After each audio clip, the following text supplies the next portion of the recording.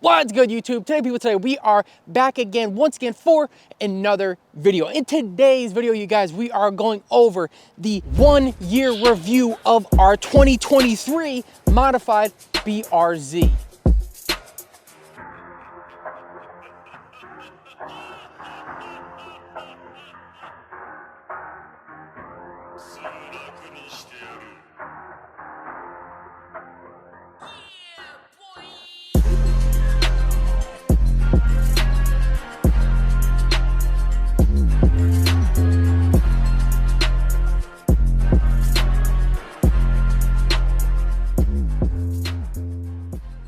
So there is a number of things, there's a laundry list of things to go over when it comes to the BRZ, the 86 second generation. So what I'm gonna do, I'm gonna pack it onto this video and give you guys as much detail as I can. First things first, number one, we have how does it drive? Does it still drive like a go-kart? Because in our previous videos, we have stated that this car drives like a damn go-kart. Like I said, after the 1 year review, does that opinion still hold? Does it still drive like a damn go-kart? Well, with our setup on the car, which I'm gonna get to later in the video, with our setup on the car, this thing drives like a damn go-kart. It hugs the corners, and once you get confident enough to take those corners like a go-kart, this thing drives like a go-kart. One of my favorite cars to date to drive. So yes, this car still drives like a damn go-kart. So that begs the question, do I still have fun when I'm driving this car? Do I still have a good time when I'm not driving down in the city? When I get to the back roads, the lovely back roads where I could hit the twisties, the windies, am I still having fun? Yes, bro, it's a damn go-kart. How could you not have fun? If you know how to drive this damn car, if you learn how to drive this car right, and you take the time to learn the damn car, you're gonna have fun no matter what. If you're driving in the city, it kind of sucks. So find some twisties, find some back roads, find a road where you could take this car and drive like a go-kart. You're gonna have fun. Now, yo, that sounds pretty good. What is that? That's not no bike, wait. I don't know if you guys can hear that.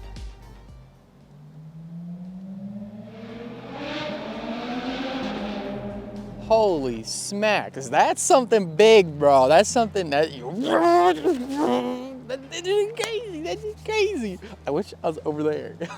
All right, let's get back into the video. Alrighty, speaking on the topic of fun, are we still having fun? Could we have more fun? How do we have more fun? You guys might be asking if you already got this car or if you want to get into the car, how can you have more fun without, number one, breaking the bank, and number two, going crazy? So we got a few things done to the car. I'm gonna go over the mods real quick. Something easy, something simple, not anything crazy. First things first, my kind of personal favorite is the full exhaust. Up front, we got JDL unequal length headers connecting to our 2.5-inch over pipe, then connecting to our 2.5-inch dual resonated JDL front pipe back to our Tome single exit cat back. Is this thing rowdy? Yes. Is it too rowdy for your taste? Probably, yeah. It was way too rowdy for me as well. So what I went ahead and did, because I already knew I was gonna get this anyway, is I got a tune. When you're doing the headers on these cars, you definitely wanna get a tune, especially a good tune. Get it by someone reputable and you'll have a good time, because that tune, what it did for me, lowered the cold start idle, the sound, tuning out the torque dip on these cars, which is a problem. And then last but not least is the throttle response. I mentioned in one of my videos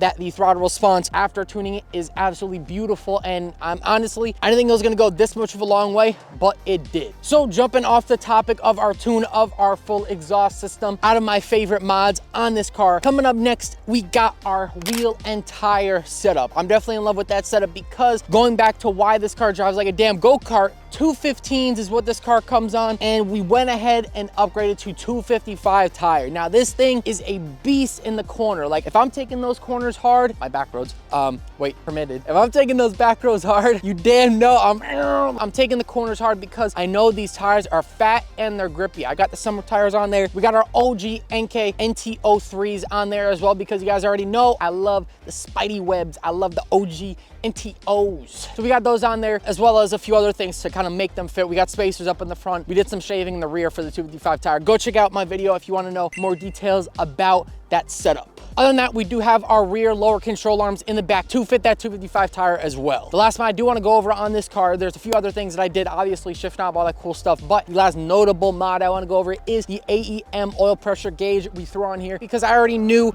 these cars have problems with oil starvation. That is a thing. It does exist, unlike the RTV. The RTV issue is kind of a non-issue. Yes, they put a little more, but that is not the reason these motors are popping. We do have the oil pressure gauge on here to kind of monitor our oil pressure. This way we get that sense of security that we're not dropping oil pressure at the worst time, basically. We don't keep pushing the car once we're dropping oil pressure. So definitely recommend to throw an oil pressure gauge on these cars if you have not already. It's kind of one of the first things I personally wanted to do on this car because, like I said, I already knew what I was getting into when I got one. That is a perfect transition to the next question here. It is how easy, how difficult is it to work on these cars? Can you get into one and not have a headache like working on a BMW when you're working on these cars? If JT could do it, you guys could do it. YouTube certified. That's all I gotta say. YouTube certified, forum reader certified. That's all it takes, man. You're your own best teacher when it comes to learning how to work on cars. There's plenty of resources out there for you to just dive in and start working on the car. Just make sure you're set up. It's gonna obviously take a lot of failures if you guys don't work on your cars already, but it's gonna take a lot of fails, and you know, that's just the name of the game. That's what you gotta do. So is this car, back to the question, is this car BRZ 86 easy to work on? Frick yes it is, dude. There's so much space in the engine bay. You could freaking, bro, you could hug the motor. That's basically what you're working with. So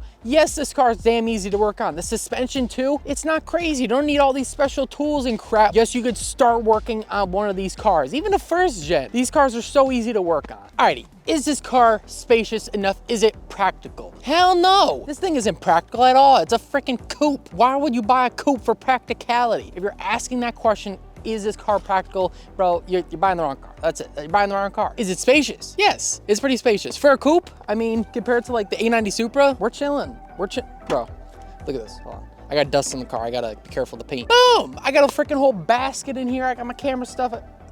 Thought I saw a bug on my hat. I was about to bug out.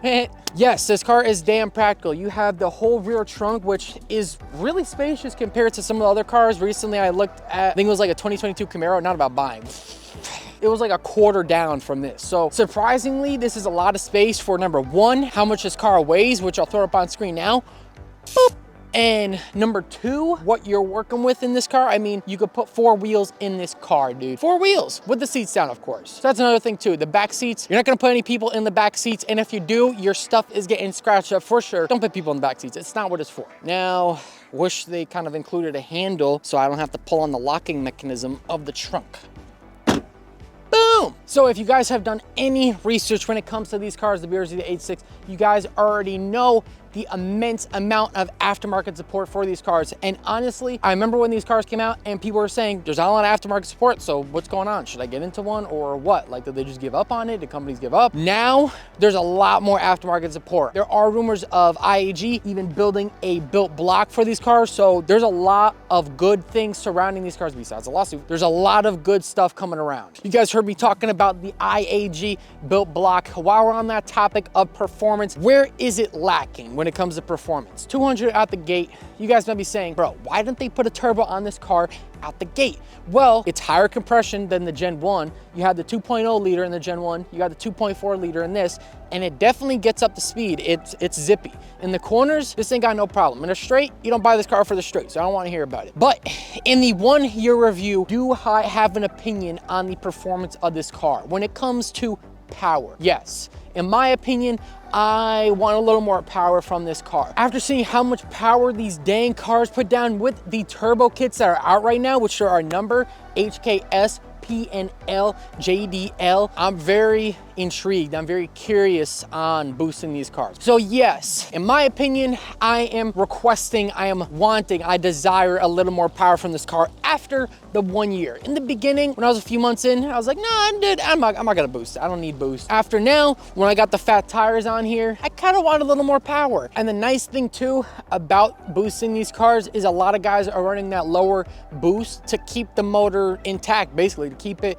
somewhat reliable. Running like 5 to 10 PSI, I mean, you're chilling at like 350, maybe even 400 if you really want. That's enough for these cars. I mean, it's lightweight, so you're kind of just ripping, like you're chirping gears at like 350 to 400. That's a lot. Will you guys also feel the same way after the year mark? Oh, I want boost now. Possibly. And listen, there's nothing wrong with that, because if you think about it, these cars are fun. They're fun. They're fun to boost. Boost them.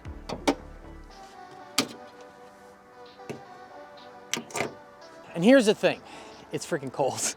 before you throw boosts at these cars, what I would do, what I personally would recommend is to learn the car before you throw the boost at it. Learn every in and out of the car. There's a lot, like I said earlier in the video, there's a lot to do on this car. It is not difficult to work on. So that is one thing that I challenge myself to do, is work on the car, learn different things, learn the insides and outsides of this car. One of the best feelings is knowing your car inside and out, better than anybody else. I do have the desire to boost this car, but before I do that, I know I want to do supporting mods before I do that. There's a few things. Flex fuel kit, you definitely want an oil cooler on this car 100% if you're gonna boost it. Number 3, an air oil separator or catch can. So before you slap the turbo on this car when you get it, before you say, I want boost and I want it now. If you have experience, sure, but I still am a firm believer of learning this chassis before you go ahead and slap the turbo on it, slap these crazy mods, piece by piece, brick by brick, build this car. I also did forget to mention we do have HKS Hypermax S coilovers on this car, and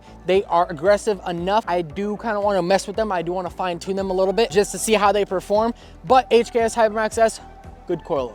Wait. Another thing I want to mention, turbo, on the topic of turbo. Another thing that I forgot to mention. I do want to put it in there. I forgot. I'm sorry, guys.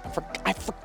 There's other things you could do to make this car faster. Weight reduction, suspension mods, so you freaking take those corners at 100 miles per hour. There's a lot of other things. So before you throw the turbo on, tackle that stuff before you hit the turbo. So we are coming to the end of the video here soon, but a little bug I do want to leave you guys with is that there is a lot of people in the community that are saying the BRZ, the H6, are kind of the new generation 240SXs. So obviously take that with a grain of salt, but do what you want with that information. Personally, I could agree. All right, guys, I think that's where I'm gonna wrap up the 1-year review for our modified 2023 Subaru BRZ. I do hope you guys enjoyed today's video. If you did, be sure to leave me a like down below. It really goes a long way. And while you're down there, you can consider subscribing. That shows me you guys like what I'm doing here and I could do more. But other than that, as per usual, you can find me in the description down below. Julian Telesco, everywhere, anywhere, and all the where. TikTok, Instagram, all that cool stuff. I like posting cool reels, behind the scenes and events and car shows, all that cool stuff. Check me out, description down below. While you're also down there, you could check out Street Jewels. We have a new apparel brand new shirt that just dropped. The Future is Now, in collaboration with HRS High Rev Sports for their brand new RGB CBW taillights. So go check it out in the description down below. If you cop a shirt, it'll give you 1 entry to the giveaway in winning their brand new taillights. And you guys already know, shout out to Hachi Electronics, his Supreme BRZ man, 86 master of electronics. Go check him out, man. Description down below. All right, guys, before I get the heck up out of here, I do want to give a shout out to you guys, you, the viewer, for watching today's video. It really does go a long way. And yeah, if you're a recent subscriber, welcome to the channel. This is what we do. We like discussing the car culture. We like building our BRZ. We also have a 240SX. So, yeah, man, that's about it for today's video. That's all I want to say. Thank you guys for watching and showing your support. Other than that, I'm going to get the heck up out of here, and I'll see you guys in the next one. Peace. Wait, hold on. I almost fell on that one. Peace. Whoa, the camera almost fell. I know, bro, if I keep doing that, the camera's going to fall one day. I already know it. I already know it, dude. Peace.